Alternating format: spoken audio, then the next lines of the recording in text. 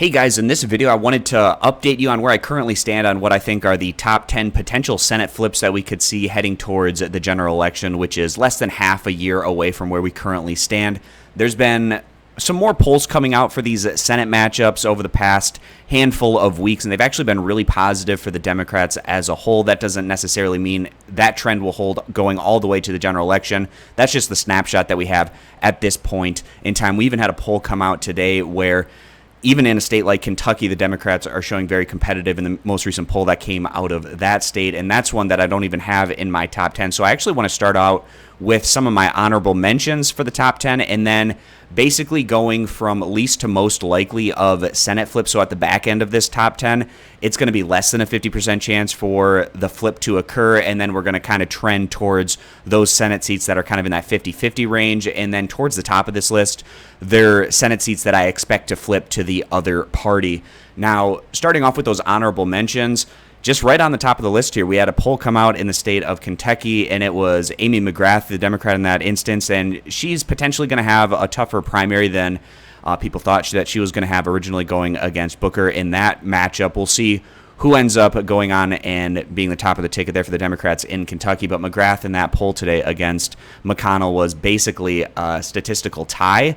I actually think that Booker could present an even bigger challenge potentially to McConnell if people actually learn more about him.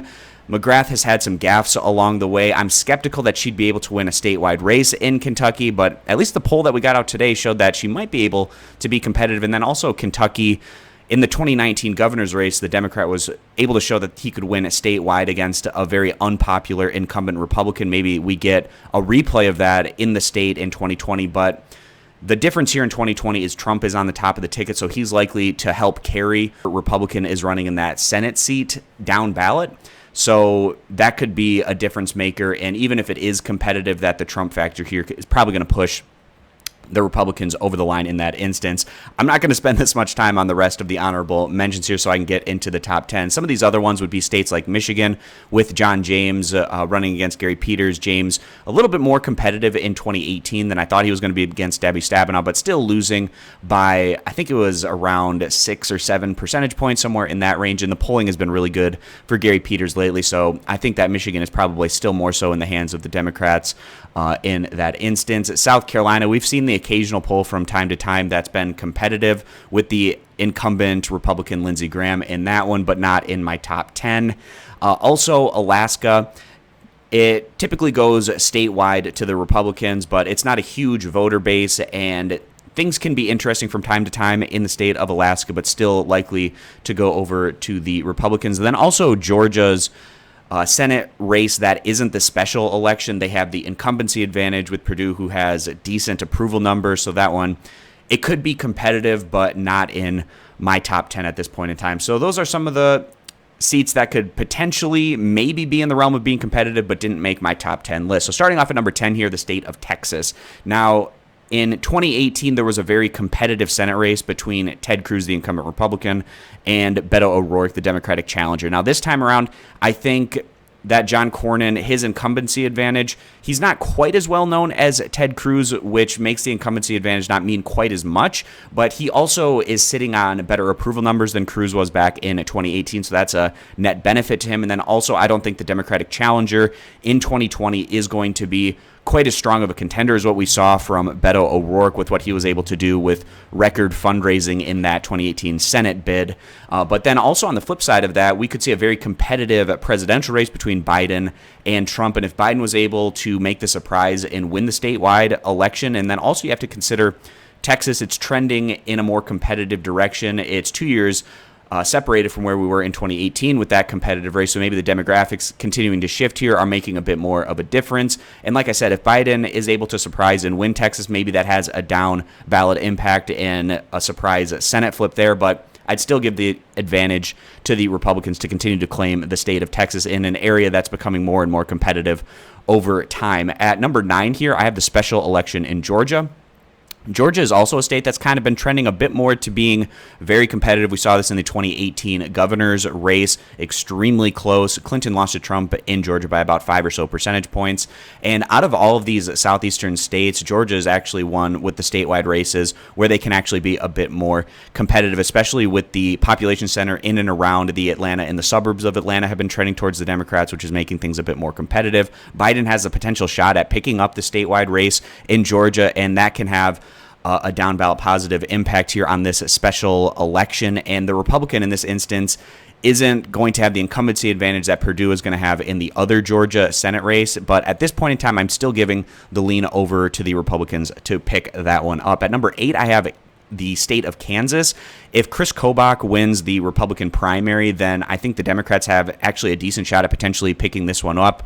We've seen this in the polls that we've been getting out of the state of Kansas, where when Kobach is head-to-head against Bollier, the Democrat, then things have been really close and competitive. But where Bollier's gone against Marshall, for instance, it's been a little bit more positive for the Republicans in that instance. So it's just going to kind of depend on what the matchup ends up being at this point in time. Still giving that one as a lean over to the Republicans, but one to keep an eye on. So then going to number 7 on this list, we have the state of Iowa. And we now know what this Senate matchup is going to be. It's going to be the Democrat Greenfield against the incumbent Republican Joni Ernst.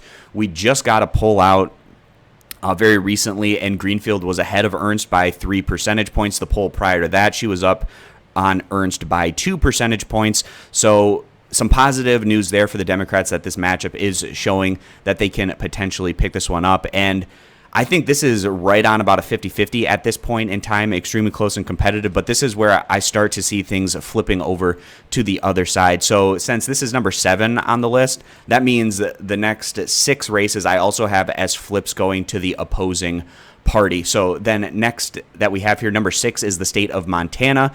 Also, recent polling coming out that's been bullish for the Democrats' chances at picking this one up against the incumbent Republican Steve Daines, the Democratic governor. He was the best case scenario for the Democrats to run in this head-to-head matchup. And Bullock, he was ahead by 7 percentage points in the last poll that we got out from the Montana State University poll. We also saw a Democrat could win here statewide in the 2018 midterms, with John Tester continuing to hold that seat. And I think it's going to be extremely close. But at this point in time, I actually think the popular Democratic governor there in the state is going to have a decent shot at picking that one up against the incumbent Republican. Moving on, we have the state of North Carolina, and we know this matchup as well. It's going to be the incumbent Republican Tom Tillis against the Democratic challenger Cunningham. And Cunningham, again, in the prior polls that we've been getting out over the past few weeks, he's been very close and competitive, but with a slight lead over Tillis. Tillis is one of the least known senators in his home state, so that incumbency advantage doesn't mean quite as much. And also, he's been underwater with those approval numbers. Another one that's likely to be extremely close and competitive. If Biden's able to pick this one up statewide in his matchup against Trump, then it probably means that Cunningham would also have a decent shot at going on and defeating Tillis in that instance. So then in number 4, I have the state of Maine. Susan Collins, the voters in the state of Maine have really soured on her over the past year plus. Collins has become one of the most disapproved of senators out of all 100 in the U.S. Senate. That's not a great look. And then also the polling that we've been getting has been showing the Democratic challengers, particularly Gideon, having a strong head-to-head in those polls against Collins. As we move into the top 3 of this list, these are all Senate seats that I'm pretty confident are going to be flipping to the opposing party. Starting off at number 3, the state of Arizona.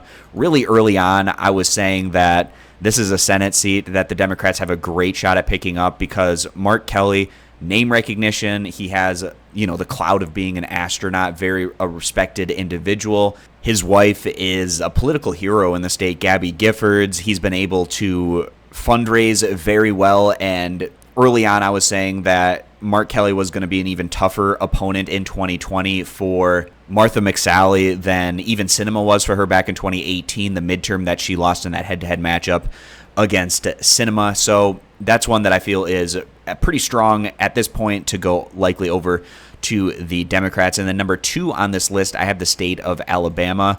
And the only reason I don't have Alabama number 1 on this list is because the now incumbent Democratic senator, so they have the incumbency advantage, but in general, his approval numbers have been above water, which is saying something in and of itself for a Democrat representing the state of Alabama when you have a lot of these Republicans that I've been talking about as incumbents with their approval numbers below water, and those are in states that aren't as heavily partisan as what the state of Alabama is towards the Republicans. But at the end of the day, with Trump at the top of the ticket, he's so popular in the state of Alabama, he's probably going to be carrying the Republicans across the line to pick up that Senate seat in one of the deepest red states in the country. And then that leaves us with Colorado. That's a state that's been trending towards the Democrats over the past decade plus, and the polling has been pretty awful for Gardner in his hypothetical against the former Democratic governor John Hickenlooper. And even if it's the more progressive Senate candidate Romanoff running against Gardner, I still think the Democrats would have a really good shot at picking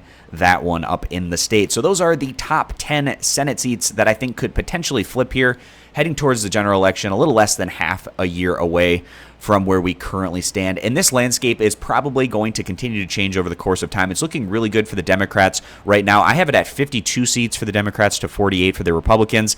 It is possible that it could be even a starker contrast than this if the Democrats are able to pick up, a Senate seat like Kansas, especially if it's Kobach in that instance.